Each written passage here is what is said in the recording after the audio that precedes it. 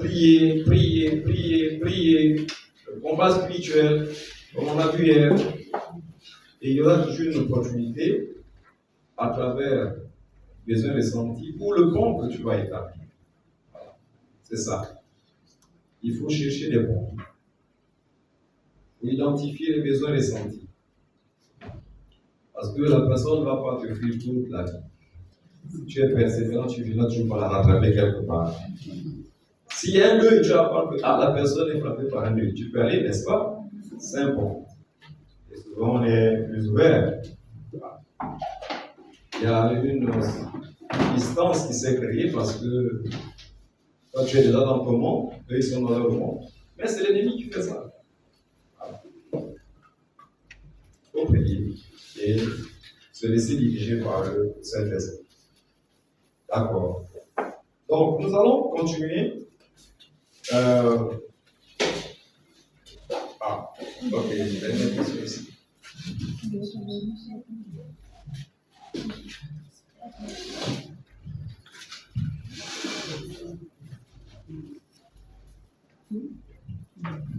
Moi, j'aimerais savoir qu'est-ce qui est plus difficile, le fait d'évangéliser, par exemple, évangéliser dans le quartier, le fait d'évangéliser dans le quartier.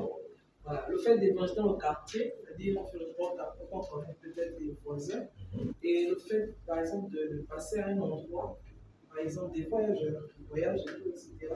Et puis, on parle de Jésus dans un moyen de transport. Et en réalité, peut-être là, il y a quelqu'un qui est touché par Christ.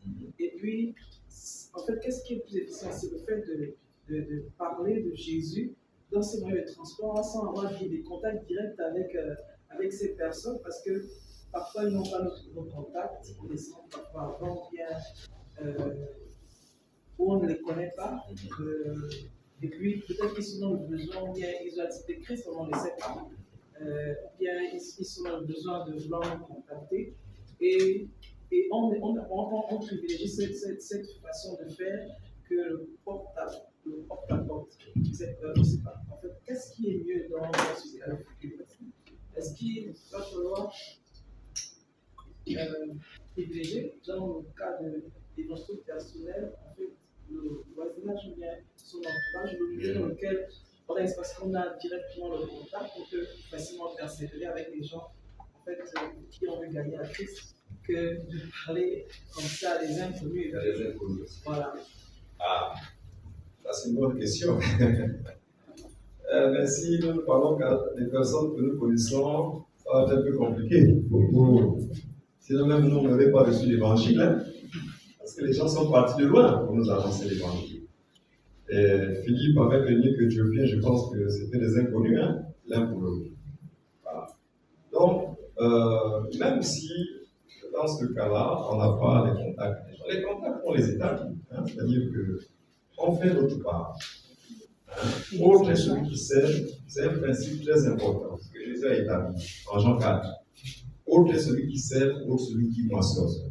Si, pendant que je suis en train de voyager, moi, ce qui m'est arrivé à plusieurs reprises, pendant qu'on est en plein voyage dans un avion, je m'adresse à une personne, mais je sais que la personne n'est pas forcément disposée à accepter Jésus. Mais ma part a été de s'aimer l'évangile. Le reste, là, il n'y a que Dieu seul qui sait, n'est-ce pas?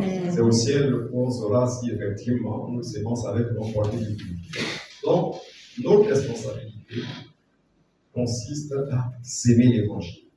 On sème l'évangile à tout le monde, à nos amis, connaissances, proches, mais aussi à ceux que nous connaissons. On rencontre dans des carrefours, dans les bus, certains qui aiment cette approche-là, dans les avions. Voilà. Dans certains cas, si on voit que la personne a accepté Jésus, on dit à Christ, là on l'a évangélisé.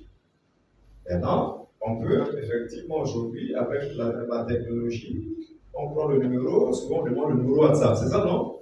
Voilà, on prend le numéro WhatsApp pour garder la relation, pour l'encourager par la suite. Je ne sais pas si je réponds à ta question. C'est cela.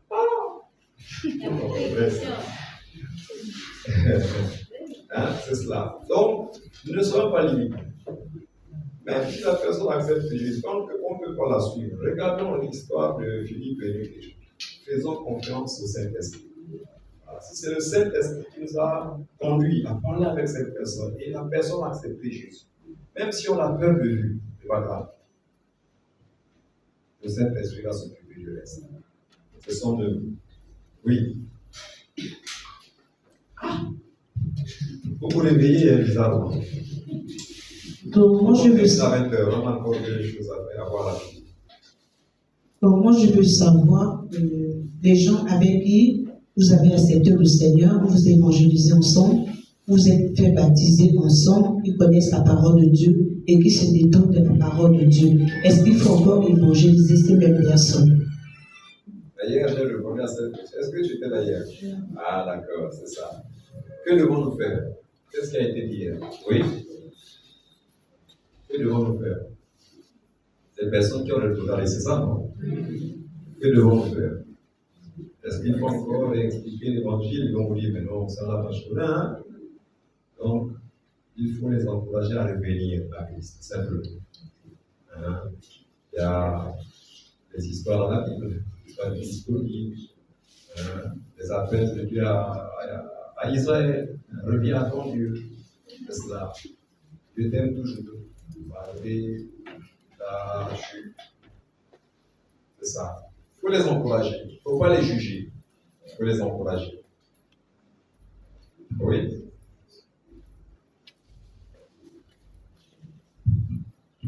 Bon, hier, on parlait des barrières religieuses. Il faut dire que hier, je voulais poser cette question, mais je suis partie avec. C'est-à-dire qu'aujourd'hui, au niveau de l'évangélisation, moi, ma réelle difficulté, elle se situe à ce niveau. C'est-à-dire que quand il m'arrive d'évangéliser, si je tombe sur un musulman, tout de suite, moi, je suis butée, je sais pas quoi lui dire exactement. Et souvent, dans le cadre de l'évangélisation, j'ai souvent comme évité cette réalité, parce que je ne sais pas comment démarrer l'évangile une fois que j'ai compris. En tout cas, ça n'a jamais porté son fruit. Donc, peut-être que pendant cette formation, nous donner plus d'explications, surtout en ce qui me concerne, ça m'aiderait nettement mieux. Au niveau des barrières religieuses, vous avez pris un exemple tout à l'heure avec l'ancien enseigne, mais là encore, ça ne reste pas très clair dans mon esprit. Qu'est-ce qu'on a vu hier? Comment Jésus. En fait, Jésus est arrivé dans un contexte extrêmement religieux. N'oublions pas. Le judaïsme était déjà bien en place. Parfois, on va au nord du Gabon, mais là-bas, vraiment, les gens sont vraiment la religion. Mais Jésus est venu dans un contexte religieux. Et il a fait face à ce contexte. Et on a vu dans le cadre de la conversation de Jésus avec la femme samaritaine, comment il a fait pour surmonter cette barrière religieuse. Il faut déjà connaître, quand même avoir une petite connaissance de ce en quoi il croit. Ça, c'est important. Et puis, deux, il faut éviter d'attaquer leur croyance avec les musulmans. Et trois, il faut, dans toutes les formations sur l'évangile des musulmans, on va toujours dire que le musulman le gagne beaucoup plus par l'amitié. Il faut s'intéresser à la personne, n'est-ce pas? Et ça va créer une certaine ouverture. Je vous le dis par expérience aussi, souvent, je parle avec les musulmans. On a évangélisé aussi dans des contextes vraiment musulmans. Quand on est allé au Mali, etc., c'était vraiment dans un contexte musulman. Donc, il faut vraiment connaître notre croyance. Deuxièmement, qu'est-ce que j'ai dit? Éviter d'attaquer. Éviter d'attaquer les religions. L'amitié, voilà. La prière, en fait, devait venir d'abord avant. Bien sûr. La prière. Il faut prier pour les musulmans. Moi, chaque vendredi, en tout cas depuis des années, je ne sais plus combien d'années, depuis que je suis un jeune chrétien. Donc, chaque vendredi, je dois prier pour le monde musulman. Le monde musulman. parce que c'est un grand défi aujourd'hui, même dans notre pays. Donc la prière, il faut prier pour ton voisin musulman, pour celui boutiquier du quartier, il faut prier. C'est pas facile, hein, parce qu'effectivement, cette barrière, elle est vraiment là. Mais il faut faire un peu ce que je viens de dire. Et puis après, effectivement, comme pour les autres groupes, trouver des ponts. Pour l'amitié, c'est déjà un de ces ponts. Et moi, comme je vous l'ai dit hier, souvent je discute avec eux, j'introduis des conversations qui n'ont d'abord rien à voir avec l'évangile, et puis progressivement après, je vais arriver à l'évangile. C'est cela. Mais je connais un peu quelques-unes de leurs croyances, pas dans tous les détails, ce n'est pas nécessaire. Je sais que le musulman, il n'a aucune assurance de son salut. C'est cela. Il fait des efforts, mais il n'est pas sûr qu'il sera sauvé. Voilà. Et souvent, on en parle. Parce qu'ils vont te dire, bon, quand je vais mourir, Dieu lui-même, il sait là où il va m'envoyer. Et souvent, je dis, mais imagine un peu, tu te lèves un matin et tu dis, tu vas voyager. Et quand les autres vont te poser la question, donc, tu dis, moi, je ne sais pas là où je vais. Est-ce que ce n'est pas quand même un problème quelque part? Et puis après, on va sur le plan spirituel. Donc, tu vas voyager dans l'éternité et tu ne sais pas là où tu vas. C'est vraiment un problème. Et alors, on a dit à Jésus.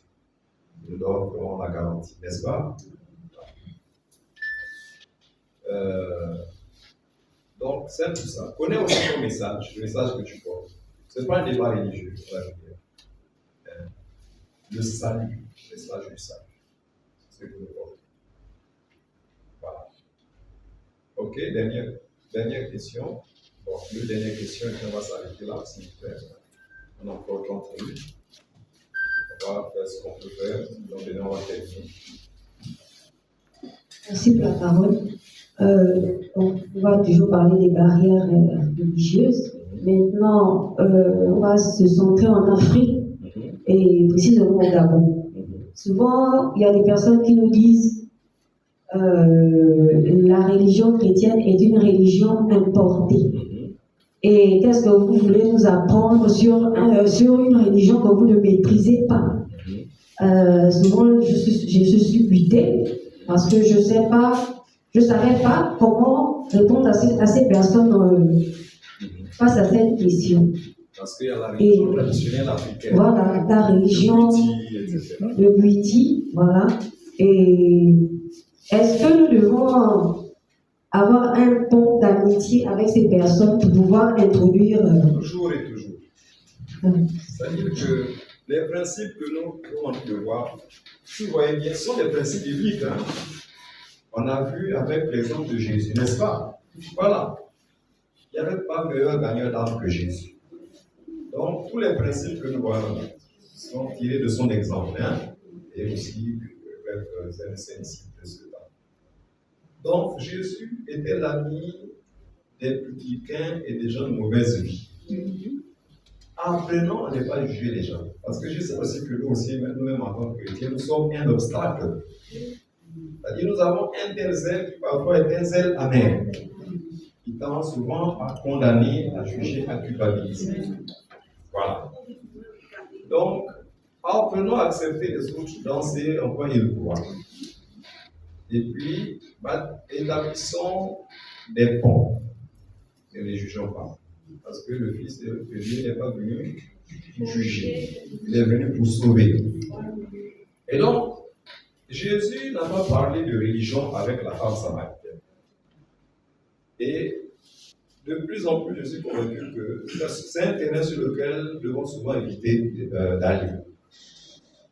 Même si à la fin, ils vont avoir l'impression qu'ils ont gagné un débat, mais c'est mieux comme ça.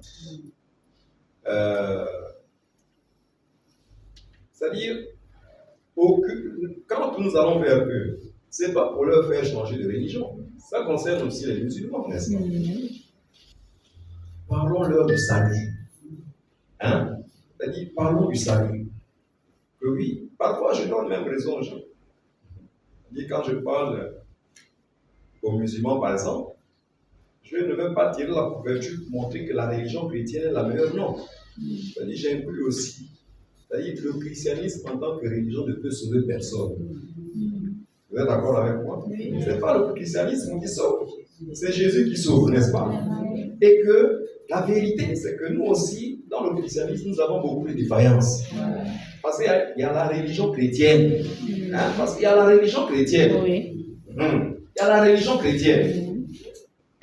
Tout à l'heure, on a entendu, non? La maman, hein, elle adorait des idoles, etc. Mais tout ça, c'est fait au nom du christianisme, non? Voilà. Donc, est-ce que cette religion peut sauver?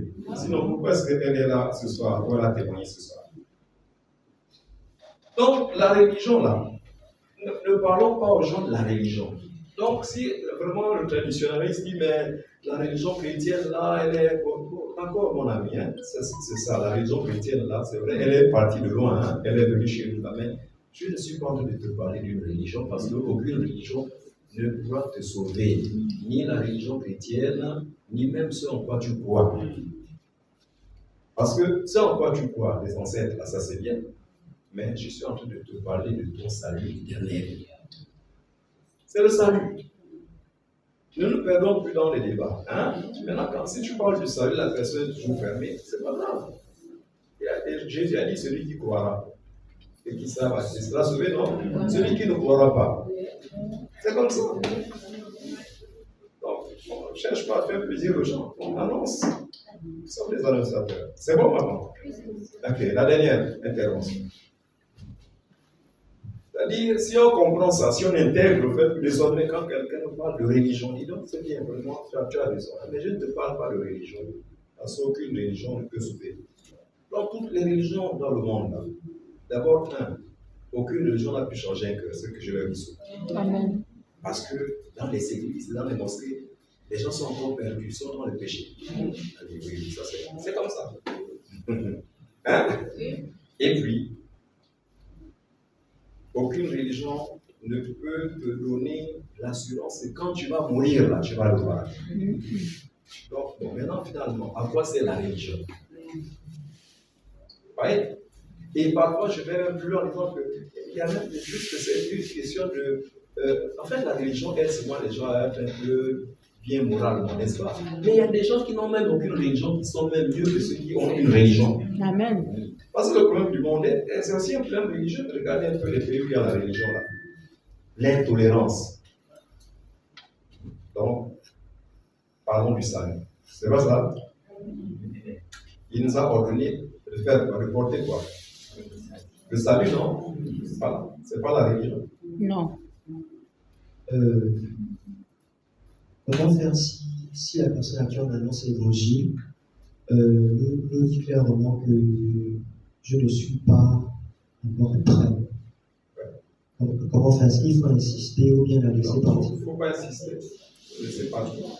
Elle n'est pas encore prête. Il faut prier pour elle. Si elle vous dit une brochure, tu dans la brochure. Lui-même fait. Qui était prêt? La première fois, il a entendu l'évangile. Personne. Donc, il faut dire, ok, mais attention, il faut toujours encourager. Parce qu'il ne faut pas remettre à demain ce qu'on peut faire aujourd'hui. On ne sait jamais. Je t'encourage à remonter les D'accord, merci beaucoup pour vos questions. Allons-y un peu à la page 25. Et nous allons parler des stratégies d'évangélisation efficaces. Alors, on a déjà vu, Dieu c'est le Dieu des méthodes et des stratégies.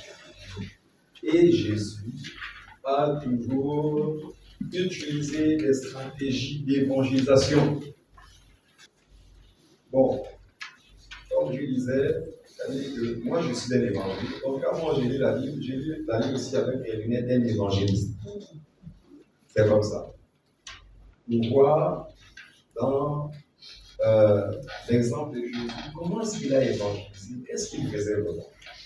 Et là, nous découvrons que Jésus était orienté par une stratégie en fonction de la catégorie de personnes qu'il désire atteindre avec le message de la bonne nouvelle. Et Jésus a utilisé diverses stratégies d'évangélisation pour toucher toutes sortes de personnes.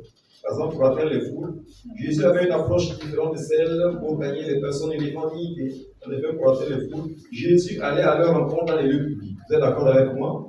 Oui, au bord de la mer, dans le désert, ces gens venaient. Alors que pour toucher des personnes et des personnes éléments dignité comme Zachée, il les rencontrait souvent dans des endroits privés tels que les maisons. Il n'a pas gagné Zachée sur une place publique.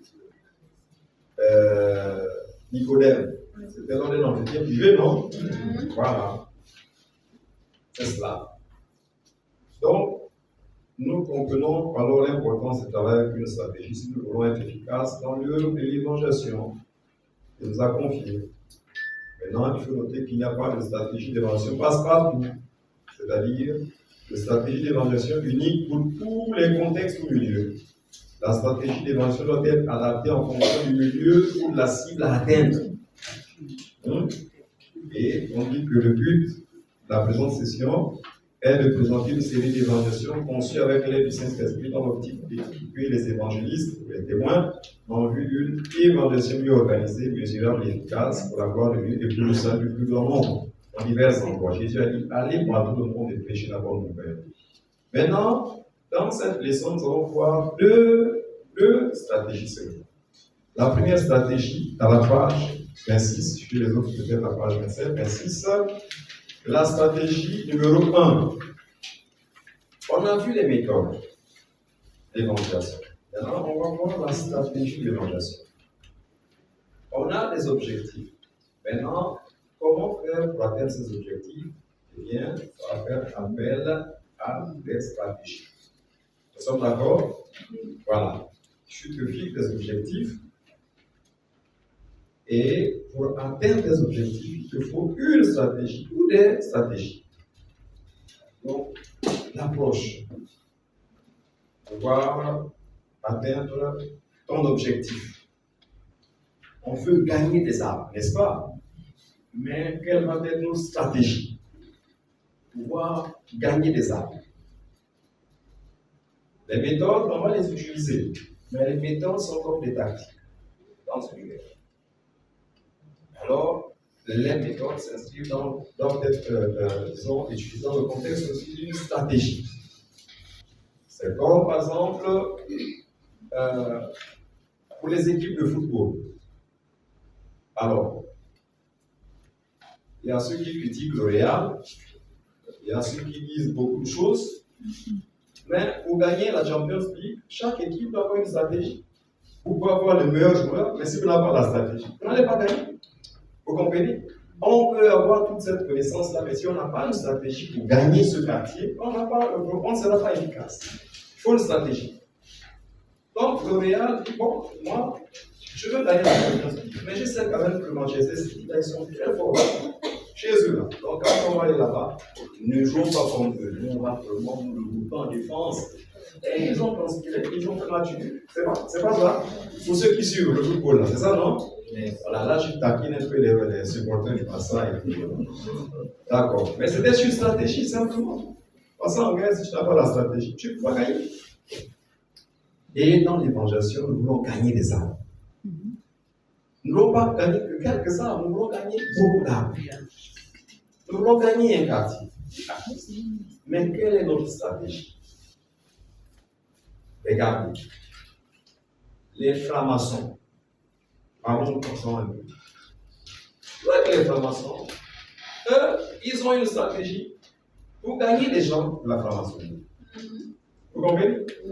Ils ont toute une stratégie. Et quand le jeune homme vient, il veut déposer son dossier. Peut-être qu'on parle, dit, mais jeune homme, ok. Mais dis-moi, est-ce que tu es un parrain? Le jeune homme commence, mais parrain, c'est quoi? C'est acte 1, n'est-ce pas? Donc, tu déposes ton dossier là, et puis, bon, en tout cas, voilà, je n'aime pas. Et il va attendre, après, quelques temps, il repart. Il dit, mais il faut un peu réfléchir. Bon, tiens, que c'est donc. Tout obéit à une stratégie. Ils ne font rien pour rien. Et beaucoup sont tombés dans le panneau. Donc, nous voulons gagner les âmes. et il y a des stratégies d'évangélisation, toutes sortes de stratégies. Et un témoin, une chaise, une âme. Répète avec moi. Un témoin, une chaise, une âme. Est une stratégie de croissance numérique d'une église locale ou d'une cellule de maison qui a pour but de défier chaque chrétien à devenir un témoin D à qui l'on attribuera une chaise C sur laquelle il fera asseoir une âme A qu'il aura gagné à Christ et formé comme disciple au cours d'une année. Et le Seigneur ajoutait chaque jour à l'église ceux qui étaient sauvés. Comment? À travers chaque chrétien qui était engagé dans l'évangélisation. Vous comprenez? Donc, c'est ça la stratégie TCA. Un témoin, une chaise, une âme. Quels sont les objectifs de cette stratégie? Que chaque chrétien comprenne sa responsabilité d'être un témoin de Jésus-Christ où qu'il soit. Deuxièmement, que chaque chrétien devienne un agent de la croissance numérique de son église locale. Donc, chaque chrétien. C'est-à-dire qu'on ne met plus l'accent sur la foule ou sur certaines personnes dans l'église. Qui est chrétien ce soir parmi nous? Qui est un vrai chrétien au sens typique? Donc, qui n'est pas chrétien? Qui est chrétien? Lève la main comme ça. Voilà. Donc, soyez de bons élèves, il y a ceux qui ne lèvent pas encore les mains. Voilà. Il y a quelqu'un qui n'a pas encore levé sa main. Celle qui est assise à côté de toi. Oui. Lève bien ta main là. Ceux qui sont chrétiens. Ok. Donc, chaque chrétien devient quoi? Un agent de la croissance numérique de son église locale. Ça, c'est l'objectif. L'autre objectif. Chaque église locale connaît une croissance numérique exponentielle chaque année. Il faut bien comprendre un peu la logique, la chronologie. On a parlé de l'évangélisation personnelle, n'est-ce pas? Maintenant, on va inscrire l'évangélisation personnelle dans le contexte d'une stratégie. Et l'une de ces stratégies, c'est la stratégie d'évangélisation, un témoin, une chaise, une âme. Quels sont les avantages de cette stratégie? 1. L'évangélisation dans l'église locale devient la responsabilité de chaque chrétien. Comment? Chaque chrétien, un témoin. Chaque chrétien, un témoin. 2. La croissance numérique de l'église locale est principalement basée sur l'engagement de chaque chrétien dans l'évangélisation personnelle. Donc la croissance n'est plus basée sur les efforts des évangélistes. Non. Ou d'une campagne d'évangélisation, non. Nous basons la croissance numérique de notre église locale sur l'engagement de chaque chrétien dans l'évangélisation personnelle. Ah bon? Mais comment ça va se faire? Attendez, c'est bon. On peut aussi évaluer l'engagement de chaque chrétien dans l'évangélisation personnelle de chaque chrétien. Ça, là, on ne le fait pas. C'est-à-dire, dans un travail,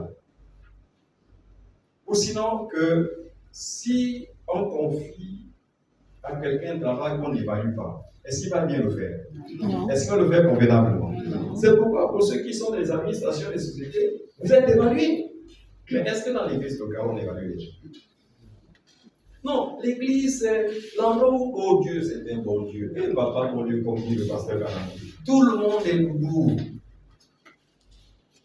On n'évalue pas l'engagement des chrétiens. Parce que ça, là, si on évalue, là, les gens vont se fâcher, ils vont partir de l'église. Mais tant mieux qu'ils parlent, puisque ce sont des figuiers stériles. Mais avec cette stratégie, on peut évaluer l'engagement de chaque chrétien dans l'évangélisation personnelle. Et la croissance de l'église locale est mesurable. C'est-à-dire qu'à la fin de chaque année, on peut savoir de combien de nouvelles âmes nous avons grandi, ou combien de nouvelles âmes avons-nous ajouté à notre église locale. Les étapes de la mise en œuvre. 1. Il faut amener chaque chrétien membre de l'église locale à s'approprier la vérité, chaque chrétien témoin. Donc d'abord, vous comprenez qu'il faut maintenant qu'on recense seulement dans nos églises locales qui est vraiment membre. Il faut qu'on ait un registre des membres de l'église locale, n'est-ce pas? Là, nous sommes en train d'illustrer la stratégie un témoin, une chaise, une âme, n'est-ce pas? Je suppose que vous êtes tous les membres de mon église locale. Alors, je vais vous amener à vous approprier cette stratégie. Hein? Un témoin, une chaise, une arme. Est-ce que nous pouvons répéter ensemble chaque chrétien témoin? Chaque chrétien témoin. Encore. Chaque chrétien témoin. Encore. Chaque chrétien témoin. Et je recommande aux officiants chaque dimanche, hein, quand vous allez pour les féliciter, faites répéter aux gens ce slogan, cette vérité, chaque chrétien est un témoin. Ça, c'est bon les officiants? Oui. Mais, parce que nous connaissons tous le pouvoir de la confession. Mais nous devons amener aussi les gens à confesser cet autre aspect très important de notre identité. Nous sommes des témoins. Parfois, on fait confesser aux gens d'autres choses, mais ils sont des témoins aussi. Chaque chrétien, Un témoin. encore. Chaque chrétien est un témoin. Ça, c'est grave. Et puis, deuxièmement, il faut motiver et former chaque chrétien de l'église locale à devenir un témoin actif pour Christ dans son environnement immédiat. Motiver et former. Dimanche, on a motivé. Maintenant, là, nous sommes en train de former. Et on vous enseigne quoi? L'évangélisation personnelle. On a vu l'évangélisation personnelle, n'est-ce pas, non? Oui. Puisque la croissance de l'église locale va être basée sur l'engagement de chaque chrétien dans l'évangélisation personnelle, c'est pourquoi nous nous avons équipé sur l'évangélisation personnelle, les méthodes d'évangélisation, etc. Et puis, troisièmement, fixer un objectif annuel de croissance numérique de l'église locale. Par exemple, comme le temps n'est pas assez grand, en cette année, nous allons croire que 50 nouveaux disciples. Et c'est la responsabilité qui incombe au leadership de l'église. Comme c'est moi qui suis le pasteur pour le moment, dans un petit temps. Donc, en cette année, nous allons passer du simple au double. Comme nous sommes une cinquantaine, donc l'année prochaine, ou à la fin de cette année 2024, nous devons croire que 50 nouvelles personnes. Amen. Amen. Ça, c'est notre objectif de croissance numérique, n'est-ce pas? Alors, comment allons-nous procéder? Nous allons acquérir un nombre de chaises équivalent à notre objectif annuel de croissance numérique de l'église locale. On suppose que toutes les chaises sont déjà occupées, n'est-ce pas? Comme nous voulons grandir de 50 nouvelles personnes, donc il faut qu'on prépare, n'est-ce pas, l'arrivée de ces 50 nouvelles personnes. Donc nous allons acquérir 50 nouvelles chaises. Nous sommes tous d'accord? Oui. D'accord. Et nous allons numéroter chaque chaise. Et donc, nous allons acquérir les chaises et attribuer un numéro de chaise à chaque membre de l'église locale engagé. C'est bien mis en gras, n'est-ce pas? Parce qu'il y a toujours ce qui vient. Voilà. Donc, engagé dans la mise en œuvre de la stratégie. Chaise numéro 1, Pasteur Landry. Chaise numéro 1, Maman Pasteur Blanche.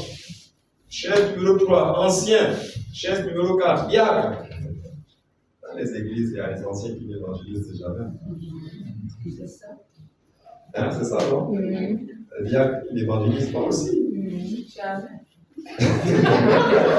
Comment ça? D'accord. Est-ce que vous comprenez un peu? Donc, on a acquis nos nouvelles chaises et puis on numérote. Et on sait que la chaise numéro appartient à qui? Au pasteur, non? Chaise numéro 2, au pasteur. Chaise numéro 3, ancien, diacre, etc. Les compagnons de et nos 50 chaises ont chacun un numéro. Et après, qu'est-ce qu'on fait? On motive chaque chrétien à gagner un minimum d'une âme au cours de l'année et à faire asseoir l'âme gagnée sur la chaise qui lui a été réservée. De telle sorte que, dans le processus, c'est-à-dire si la chaise numéro 1, c'est ma chaise. Donc, moi, quand je vais au dehors, je dois chercher à gagner une âme, n'est-ce pas? Quand cette âme va venir, va accepter de me suivre, quand elle va intégrer l'église, je vais la faire asseoir sur la chaise qui lui a été réservée. Chaise numéro 1. C'est-à-dire, personne d'autre ne doit s'asseoir sur cette chaise-là, si c'est la personne que moi j'ai gagnée. Donc, tant qu'elle est vide, on ne comprend pas. Ce n'est pas que j'ai l'évangéliste. Mais je dois faire l'effort de gagner une âme et de venir faire asseoir cette âme sur cette chaise-là. Donc, du coup, ça va m'amener, moi, pasteur, parce qu'il y a aussi des pasteurs qui n'aiment pas évangéliser. Donc, moi aussi, en tant que pasteur, je dois m'impliquer. Et Donc, comme je vais m'impliquer là, on peut savoir si le pasteur est engagé ou il n'est pas engagé. Mais le fait que la chair soit vide ne signifie pas que forcément je ne suis pas engagé, n'est-ce pas? Mais je suis en train de prier aussi. Donc, quand je viens au culte là, je dois prier pour ma chair. Seigneur, donne-moi de gagner une âme, Seigneur, donne-moi de gagner une âme, n'est-ce pas? Donc, on peut évaluer mon engagement dans l'évangélisation personnelle, n'est-ce pas? La croissance, elle est mesurable. Donc, à la fin de l'année, on va faire seulement le décompte pour voir, bon, sur les 50 chaises, combien de chaises sont déjà occupées. On saura. Sur 50, il y a 20, c'est-à-dire que bon, il y a 20 personnes, 50 personnes étaient engagées, mais il y a 20 personnes qui ont réussi à gagner une âme. C'est ça, non? Donc, en cette année, nous avons gagné, à travers cette stratégie, 20 personnes. Donc, la croissance, elle est mesurable. Pourquoi? Parce que chaque chrétien est un témoin et chaque chrétien est impliqué dans l'évangélisation personnelle. Et comme j'ai gagné une âme, je l'ai fait asseoir, j'ai aussi été formé pour suivre l'âme. Donc maintenant, moi, je vais aussi suivre cette âme-là. Parce que c'est moi qui l'ai gagné, n'est-ce pas? Par contre, le suivi, il ne faut pas qu'on pense que c'est compliqué. Demain, on va en parler un peu. On va en parler un peu. Il y a une image qui peut nous aider à comprendre le suivi et à le démystifier. Ok. Encourage chaque témoin à suivre son âme gagné jusqu'au baptême, au moins jusqu'au baptême. Le baptême, tu peux l'arracher dans le processus de croissance. Mais quand tu gagnes une âme, tu la fais asseoir, tu l'accompagnes dans ce processus jusqu'au baptême. Est-ce qu'il y a des questions? Et est-ce que c'est faisable d'abord? Ça, c'est ma question. Pasteur Gisèle, est-ce que c'est faisable? C'est faisable, n'est-ce pas? Je sais qu'avec cette stratégie, ça va gêner quand même certains. Ceux qui ne veulent pas travailler. Les faux chrétiens, c'est là où on va les découvrir. Parce qu'on va dire, chaque chrétien est un témoin. Qui est chrétien? Tout le monde. D'accord, bon, voici la stratégie. Qui est vrai? Ah non, pas moi. Non, non, c'est bien. Alors, il ne faut pas gêner les gens. Hein? Il faut seulement, après les prendre, tous les chrétiens qui ne voudront pas s'impliquer, et puis maintenant chercher à savoir, c'est mon frère, hein? Pourquoi est-ce que tu dis que tu es chrétien, tu ne veux pas t'impliquer dans l'évangélisation personnelle? Il faut avoir maintenant les ambitions avec les gens. Peut-être que ce n'est pas vraiment un vrai chrétien. Est-ce que c'est possible pour nous le faire? Un témoin, répétons, un témoin, une chaise, une âme. Chaque chrétien témoin, chaque chrétien un témoin. Encore. Chaque chrétien un témoin. Voilà. Donc, est-ce que en cette année tu es prêt à être un témoin? Oui. On peut acquérir une nouvelle chaise, n'est-ce pas? Oui. Voilà. C'est-à-dire que cette église-là peut passer à un deuxième culte. Oui. C'est possible, non? Oui. Mais un culte où on va se rassurer que la majorité de ceux qui viendront à ce deuxième culte sont de ce quartier. Mais il faut d'abord les gagner, n'est-ce pas? Il faut d'abord les gagner. Ok. Il est quelle heure là? Dans 10 minutes, il est 20 heures, c'est ça, non? Voilà. Dans 5 minutes, moi je suis en train de regarder en face de moi. Il y a l'heure, non? Non, 5 minutes de plus. Il est quelle heure? Moins 5. Moins 5, hein? D'accord. Donc, nous allons nous arrêter par là. Est-ce qu'il y a des questions par rapport à la stratégie un témoin, une chaise, une âme? Parce que demain après-midi, nous serons encore là, parce que là, c'est certainement venir le renforcer, puisqu'il nous faut faire la pratique. La pratique, c'est-à-dire que il faudra venir demain. Je vais livrer au pasteur le secret. Je ne vais pas vous le dire maintenant, mais il faudra venir demain. Je vous encourage tous à venir. Il faut aussi dire à ceux qui étaient là hier et qui nous ont venus, il faut venir demain. Parce que demain, il faut faire la pratique. Ou bien? Voilà. Et avant la pratique, on va terminer avec ce qu'il y a à faire. Il n'y a plus grand-chose. On verra la deuxième stratégie en quelques minutes et l'enseignement sur la leçon sur le suivi, garder une âme sauvée en Christ. Et on ira sur le terrain, même pour 1 heure seulement. 1 heure. Donc, demain, on va voir la campagne de prière pour la famille. Une très bonne stratégie que, au niveau du ministère, nous enseignons aux églises. Nous-mêmes, on est vraiment engagés là-dedans. Avec la campagne de prière pour la famille, vous allez gagner plus d'âmes. L'église va grandir plus rapidement. Si vous allez travailler sur les familles, à travers cette stratégie qu'on va voir, c'est cela. Donc, on va vous expliquer tous les détails de la campagne de prière pour la famille. Question. Un témoin, une chaise, une âme.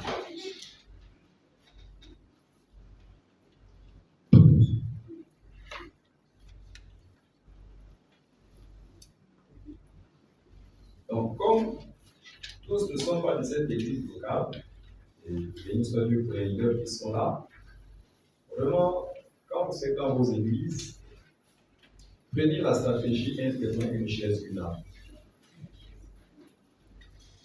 Travaillez.